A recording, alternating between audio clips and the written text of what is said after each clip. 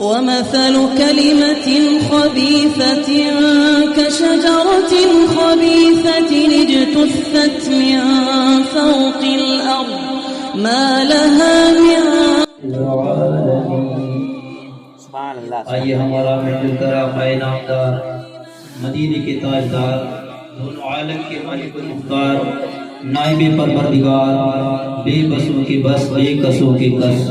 ٹوٹے دلوں کے سہارا اللہ تبارک و تعالی کی پیارے جناب احمد مجتبی محمد مصطفیٰ صلی اللہ تعالی علیہ وسلم کی مقدس بارگاہ میں ہدیہ درود پاک نشاور کریں بلند آواز سے پڑھیں اللہم صلی علی سیدنا و مولانا محمد وعلی آل سیدنا و مولانا محمد وآلہ وسلم صلاۃ و سلام علیک یا رسول اللہ صلاۃ و سلام علیک یا حبیب اللہ ولایت کے شمس و قمر غوث اعظم ولایت کے شمس و قمر غوث اعظم ضیا بخش قلب و نظر غوث اعظم تمہیں یاد کرتے ہیں ارباب ایمان تمہیں یاد کرتے ہیں ارباب ایمان عقیدت سے شام و سحر غوث اعظم اور میسر ہوئی جس کو نسبت تمہاری میسر ہوئی جس کو نسبت تمہاری نہیں اس کو خوف و خطر غوث اعظم پکارا جہاں دستگیری کو آئے پکارا جہاں دستگیری کو آئے مریدوں سے ہے باخبر مریدوں سے ہے باخبر غوث اعظم اور میرے گھر ہوئی محفل 11ویں جب میرے گھر ہوئی محفل 11ویں جب چمکنے لگے بام در غوث اعظم چمکنے لگے بام در غوث اعظم آئیے ہم سب مل کر کے رسول اور آل رسول کی بارگاہ میں درود پاک کا اللہم صلی علی سیدنا و مولانا محمد وعلی آل سیدنا و مولانا محمد وآلہ وسلم صلاۃ و سلام علیک یا رسول اللہ صلاۃ و سلام علیک یا حبیب اللہ محترم حضرات بہت ہی یہ اچھی بات ہے کہ یہاں پہ بچے کی پیدائش کے موقع پر جشن عید میلاد النبی صلی اللہ علیہ وسلم کا انعقاد کیا گیا اور یہ ہمارے بزرگوں کے زمانے سے چلتا چلا آیا ہے یہ تو ہندوستان ہے اس کے علاوہ خود مکہ شریف میں بھی ہمارے آقا صلی اللہ تعالی علیہ وسلم کی میلاد نبی صلی اللہ علیہ وسلم کو منایا جایا کرتا تھا ملک عرب میں بھی جب کوئی بچہ پیدا ہوتا یا کسی کے یہاں خطرہ ہوتا یا شادی بیاہ کا موقع ہوتا یا جو بھی اچھے فنکشن ہوا کرتے تو اس میں محفل میلاد النبی صلی اللہ علیہ وسلم کا انعقاد ہوا کرتا تھا پہلے جب تک ملک عرب کے اندر نجدیت اور وہابیت نہیں تھی اور یہ برکت ہے جس گھر میں محفل میلاد النبی صلی اللہ علیہ وسلم ہوتی ہے تو اس گھر میں سال بھر تک اللہ تبارک و تعالی کی رحمتوں کا نزول ہوتا رہا بے شک سبحان اللہ سبحان اللہ تو بہت ہی خوش قسمت ہیں گھر کے رہنے والے اور جناب زبیر صاحب بہت خوش قسمت ہیں کہ انہوں نے اپنے بچے کی پیدائش میں محفل میلاد النبی صلی اللہ علیہ وسلم منائی ہے یہ انعقاد کیا ہے محفل میلاد النبی صلی اللہ علیہ وسلم ورنہ تو ہم تو کچھ اور ہی سمجھ رہے تھے اور سننے میں آیا تھا کہ خوشی میں کچھ اور ہی یہاں پہ مگر ہمیں بہت خوشی ہے کہ یہاں پہ محفل میلاد النبی صلی اللہ علیہ وسلم کا انعقاد کیا گیا اور سب لوگ سارے مسلمانوں کو یہی چاہیے کہ جب بھی کسی کے یہاں ختنہ ہو شادی بیاہ ہو اور ایسے موقع بچے کی پیدائش ہو تو محفل میلاد النبی صلی اللہ علیہ وسلم کو منانا چاہیے غلط رسم و رواج کو چھوڑنا چاہیے ختم کرنا چاہیے اللہ تعالیٰ کی بارگاہ میں دعا ہے اللہ تعالیٰ زبیر کو اور ہمارے بھیا دینے بھائی کو اور جتنے بھی ہمارے بھائی ہیں انہیں سب کو نیک ہدایت عطا فرمائے اور سب کو نماز پنجگانہ کا عادی بنائے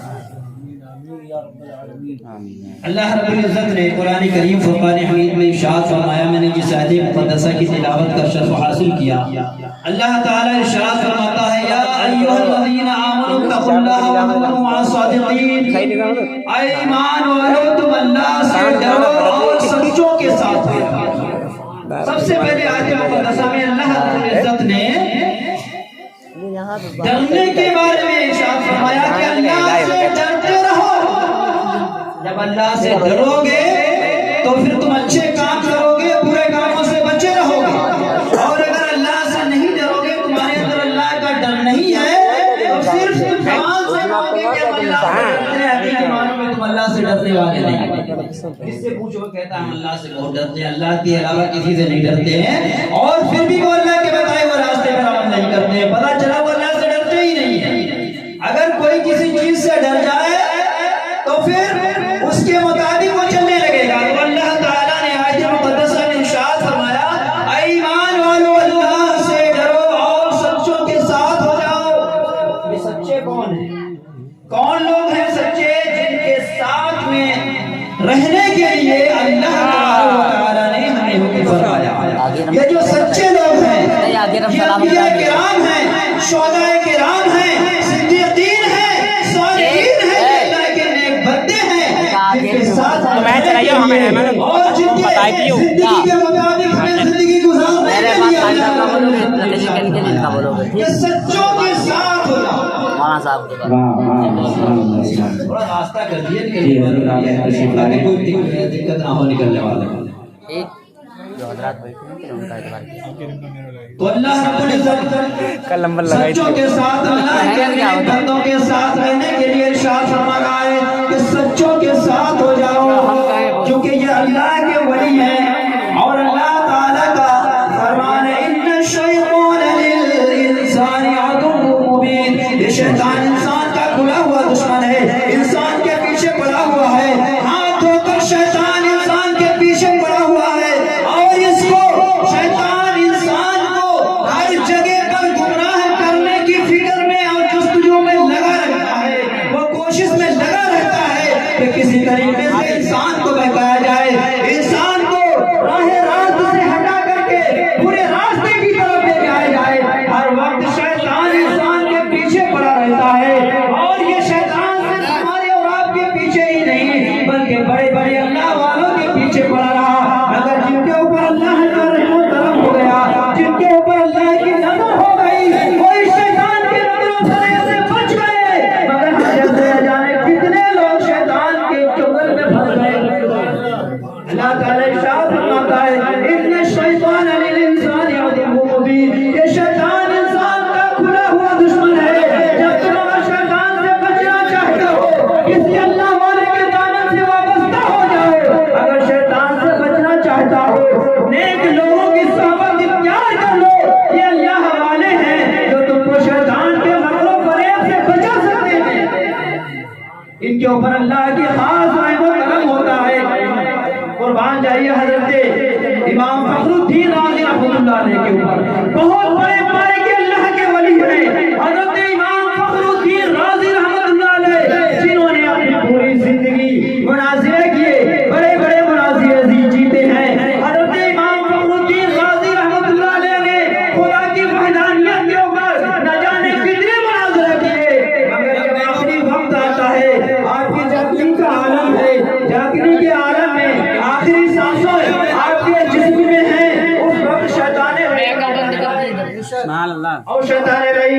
حضرت امام فخر الدین رازی رحمۃ اللہ علیہ کے پاس جاگنے کے وقت اس لیے آتا ہے, سوچتا ہے کہ اگر اس وقت ان کے ایمان کو ڈگمگا دیا تو سمجھ لو پھر ان کو کلمہ بھی نصیب نہیں ہوگا, پھر پوری زندگی کی عبادت کی بیکار ہو جائے گی. حضرت امام فخر الدین رازی رحمۃ اللہ علیہ کے پاس جب شیطان رحیم آتا ہے اور کہتا ہے کر کے حضور آپ نے بہت بڑے بڑے مناظرے جیتے ہیں, بڑے بڑے مناظرے کیے ہیں, بتائیے اللہ تعالیٰ کتنے ہیں؟ امام فخر الدین رازی رحمۃ اللہ علیہ فرماتے ہیں اللہ ایک ہے.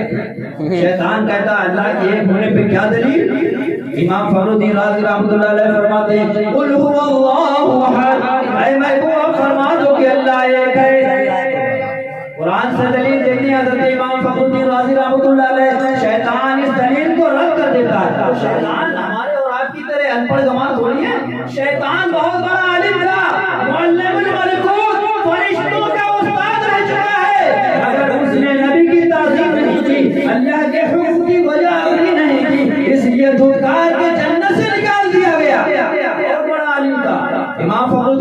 رحمۃ اللہ علیہ فرماتے ہیں اللہ ایک ہے، وہ آپ کی دلیل کو رد کر دیتا ہے، دوسری دلیل پیش کرتے ہیں وَإِلَٰهُكُمْ إِلَٰهٌ وَاحِدٌ، اللہ ایک ہونے کی دلیل پیش کرتے ہیں، شیطان اس کو بھی رد کر دیتا ہے، یہاں تک کہ ایک تو نہیں 10-20 نہیں بلکہ اللہ کے ایک ہونے کے لیے امام فخر الدین رازی رحمۃ اللہ علیہ نے 360 دلیلیں پیش کی اور شیطان لعین نے وہ 360 دلیلوں کو رد کر دیا۔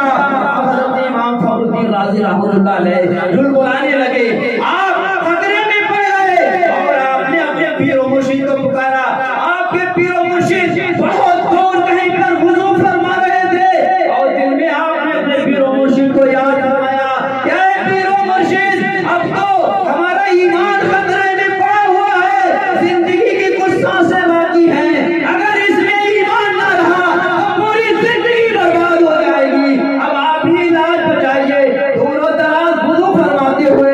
آپ کے پیر و مرشد فرماتے ہیں اے فخر الدین رازی تو شیطان سے یہ کیوں نہیں کہہ دیتا کہ میں بغیر کسی دلیل کے اللہ کو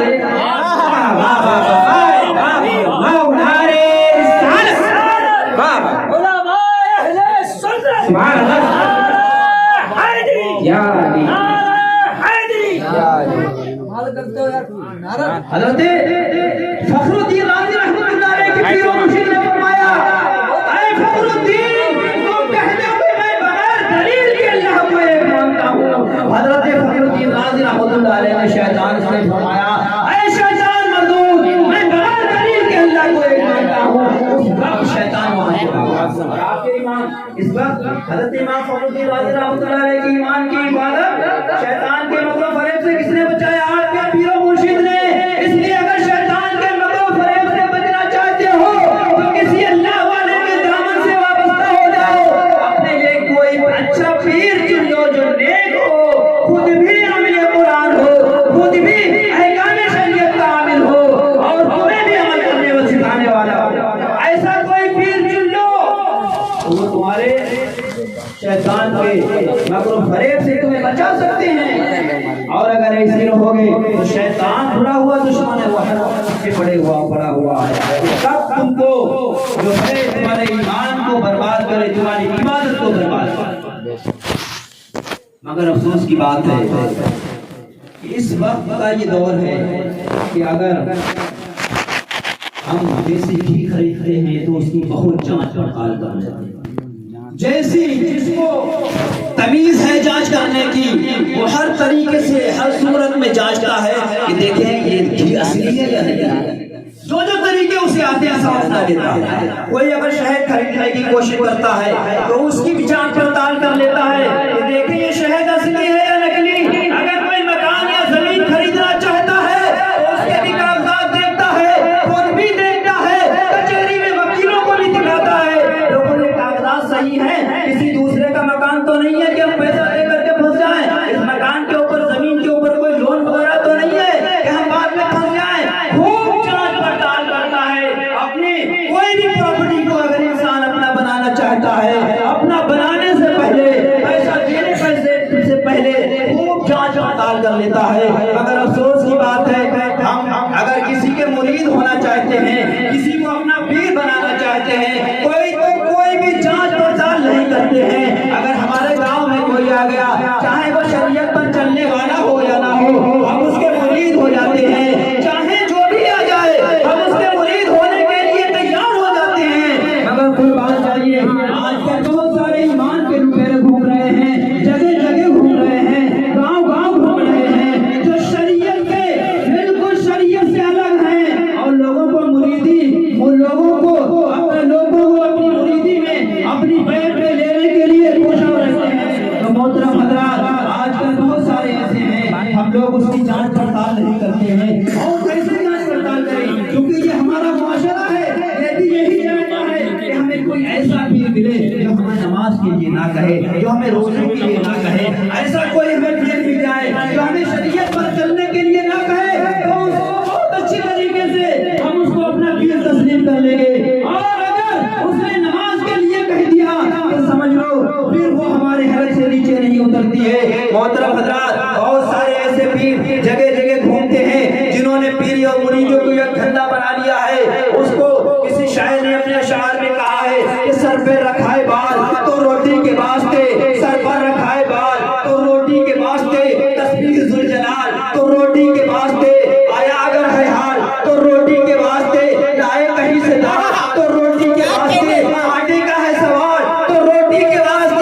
آٹے کا ہے سوال تو روٹی کے واسطے، آیا اگر جلال تو روٹی کے واسطے، کھانے پینے کے جھگڑے بنا لیے ہیں۔ تو اے محترم حضرات، اگر کہیں کسی سے بھی مرید ہو تو پہلے پیر کو یہ دیکھ لیں کہ یہ پیر احکام شریعت میں چلنے والا ہے یا نہیں ہے، جب ہی اس کے مرید ہوں، ورنہ یہ حال ہوگا۔ میں آپ کو ایک چھوٹا سا واقعہ سناتا ہوں، اس کو لطیفہ کہہ لیجئے کہ ایک صاحب، وہ ایک پیر صاحب کے مرید تھے۔ جب پیر صاحب ان کے گھر میں آتے ہیں اور پیر صاحب اپنے مریدوں میں بیٹھے ہیں، بہت لمبی لمبی چھوڑ رہے تھے، ظہر کا وقت ہو گیا، پیر صاحب نے نماز نہیں پڑھی، عصر کا وقت ہو گیا، پیر صاحب نے نماز نہیں پڑھی۔ جب اس کے بعد جب کچھ مریدین نے کہا کہ حضور نماز کا وقت ہو گیا، آپ نے نماز پڑھی نہیں، کیا بات ہے؟ پیر صاحب کہنے لگے نہیں تمہیں نہیں پتہ ہے، ہم کعبے میں جا کر کے نماز پڑھتے ہیں۔ کسی بیچ میں بیٹھ گئے، انہیں حال آ گیا، جلال آ گیا، کو بھگانے لگے۔ لوگوں نے کہا حضور یہاں تو کتا کوئی ہے نہیں، کیا بھگا رہے؟ بولے ارے کعبے میں کتا گھس رہا تھا، اس کو ہم بھگا رہے ہیں۔ ارے کعبے میں کتا گھس رہا تھا۔ اس کے بعد اس مرید کی بیوی کچھ چالاک، مرید کی بیوی چالاک، جب کھانے کا وقت آ گیا، بہترین تحری بن کے خوشبودار چاولوں والی تحری بن کے سب کے مریدوں کے سامنے آئی تو تحری کے اوپر ڈھیر ڈھیر دیسی گھی اس عورت نے ڈال دیا چاولوں میں۔ مریدوں کی جتنی بھی تھالیاں تھیں اوپر ڈھیر سارا دیسی گھی پڑا ہوا تھا، اور جو پیر صاحب کی تھالی تھی اس نے پہلے اس میں گھی ڈالا، اس کے اوپر چاول ڈال دیے اور سب کے سامنے بڑھا دیا۔ سب لوگ کھانے لگے، کہا حضور آپ بھی تناول فرمائیے، آپ کیوں نہیں کھا رہے ہیں؟ پیر صاحب کہتے ہیں یہ ناانصافی کیسی؟ کیا ناانصافی؟ کہا یہ وہ مرید ہیں، ان کی پلیٹوں میں تو گھی پڑا ہوا ہے، اس پلیٹ میں گھی کیوں نہیں ہے؟ عورت کہتی ہے ارے نالائق تو پیر بنا بیٹھا ہے، یہاں بیٹھ بیٹھ کے مجھے کعبے میں کتا نظر آ گیا اور چاولوں کے نیچے گھی نہیں نکل رہا ہے۔ تو بچائیے اپنے ایمان کو، بچائیے اپنی حفاظت کریے۔ مرید ہونے سے پہلے پیر کی پڑتال کر لیجیے، جانچ کر لیجیے کہ اصلی ہے یا نکلی ہے، کہ کہیں نہ ایسا ہو کہ خود تو ہے ڈوبے ہیں صنم یار کو لے ڈوبیں گے، خود بھی راہ راست میں نہیں ہے، تمہیں کیا بچائیں گے؟ گم شدہ ہے خود چراغ ہے میری گناہ، جو خود ہی راہ بھٹکا ہوا ہے وہ تمہاری کیا رہبری کرے گا؟ اگر کوئی بھٹکے ہوئے سے آپ راستہ پوچھیں گے تمہیں کیا راستہ بتائے گا؟ وہ تمہیں یہی سمجھا دے گا ارے دیکھو یہ لوگ تو عالم لوگ ہیں، اور آج تک جو ہے وہ پیروں میں فقیروں میں عالموں میں کبھی بنی نہیں ہے۔ مریدوں کو تسلی دینے کے لیے شریعت پہ نہیں چلنے والے میرے بہت سے کہہ دیتے کہ فقیروں میں عالموں میں کبھی بنی نہیں ہے، مگر قربان کے یہ سرکار غوث اعظم رحمۃ اللہ علیہ نے یہ ظاہر کر دیا کہ جب تک وہ فقیر نہیں ہو سکتا ہے جب تک وہ عالم نہیں۔ کیا کہنے بغیر علم کے فقیری کے لیے جو سب سے پہلی سیڑھی ہے، سب سے پہلا زینہ ہے وہ عالم ہونا ہے۔ اتنا علم ہونا چاہیے اس کے پاس کہ اپنے ضرورت کے مسائل کو کتابوں سے سب سے پہلی سیڑھی جو ہے زینہ ہے فقیری کے لیے عالم ہے، بغیر عالم کے فقیر نہیں ہو سکتا ہے۔ محترم حضرات، یہ جو اللہ والے ہیں، اللہ کے نیک بندے ہیں، یہ کل بروز قیامت اپنے اپنے چاہنے والوں کی مغفرت فرمائیں گے، شفاعت کرائیں گے اللہ تبارک و تعالیٰ سے۔ جب بروز محشر جہنمیوں کو جہنم کا مزدہ سنا دیا جائے گا، جہنم میں جانے کے لیے حکم دے دیا جائے گا، تو وہ جہنمیوں کی صف میں سے ایک پہچانے گا اپنے پیر صاحب کو اور کہے گا کہ حضور میں نے دنیا میں آپ کو پانی پلایا تھا، ہماری اللہ تعالیٰ سے شفاعت فرمائیے۔ دوسرا کہے گا کہ حضور ہم نے آپ کو وضو کے لیے پانی دیا تھا، اگر کسی نے اپنے امام صاحب کی مسجد کے امام کی فرما برداری کی ہے ان کے لیے اگر وہ تحفے تحائف لے کر کے گیا ہے تو امام صاحب بھی اس کی شفاعت کریں گے۔ اللہ کے جتنے بھی نیک بندے ہیں اپنے چاہنے والوں کی شفاعت کریں گے۔ تو محترم حضرات، اللہ والوں کے دامن سے وابستہ ہو جائیے، کوئی نیک پیر چن لیجیے، اور اللہ تعالیٰ نے جو فرمایا ہے شیطان انسان کا کھلا ہوا دشمن ہے، ہر وقت اس کو مد نظر میں رکھیے کہ اگر ذرا بھی تمہارا قدم لڑکھڑا گیا تو شیطان پوری طریقے سے حاضر ہو جائے گا۔ اللہ تعالیٰ کی بارگاہ میں دعا ہے کہ مولا کائنات ہمیں سب کو نیک ہدایت عطا فرمائے اور ہمیں سب کو احکام شریعت کا پابند بنائے۔ استغفر اللہ ربی من کل ذنب و اتوب الیہ۔ السلام۔